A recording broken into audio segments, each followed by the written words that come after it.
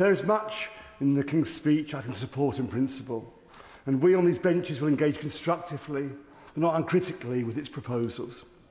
Too often, however, this government's instinct has been to prevaricate rather than to lead, and nowhere is that more apparent than its dithering over our relationship with Europe. Any measure that rebuilds even a fraction of what the member for Clacton undermined and the Conservatives demolished deserves support.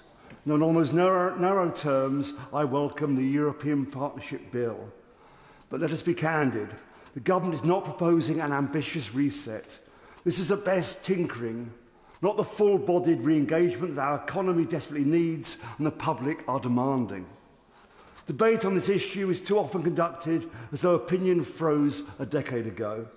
But the country has moved on, with two-thirds of the public now favouring proper re-engagement with the EU. Sadly, the current Prime Minister has tied himself down with red lines that make that impossible. Whilst the leading contender to take over from him has already U-turned on his EU commitment, along with his U-turns on proportional representation and the fiscal rules. Andy Burnham doesn't just turn and U-turn, he spins. The National Bureau of Economic Research estimates that Brexit has reduced UK GDP by at least 6%, with business investment running nearly 20% lower than comparable economies, and both employment and productivity down roughly 4%. That is why I'm urging every Labour MP who wants to grow our economy and properly fund our armed services to vote for our amendment, which simply calls on their government to begin negotiating a new customs union with the EU. The world today bears little resemblance to the one in which Brexit was conceived.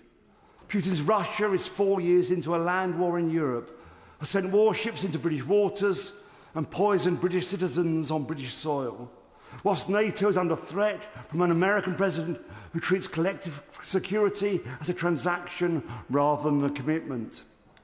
The case for building our European partnerships rather than forsaking them has never been stronger.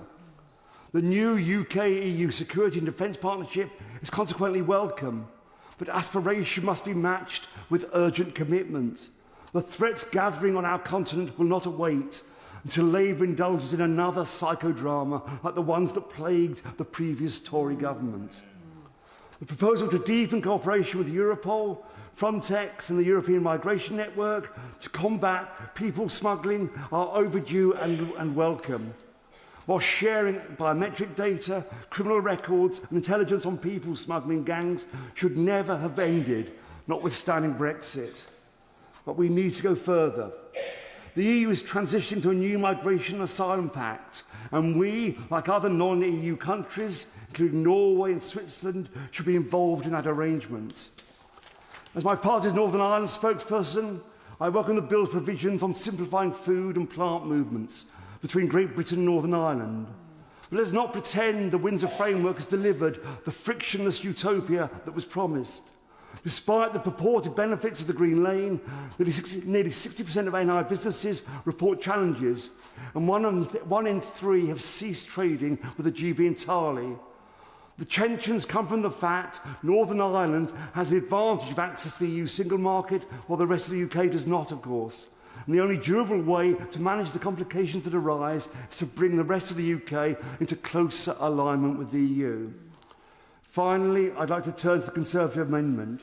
Whilst we support the need to increase defence spending and join them in calling for urgent publication of the delayed Defence Investment Plan, their cynical amendment fails to reference the Tories' own responsibility for the hollowing out of the armed forces.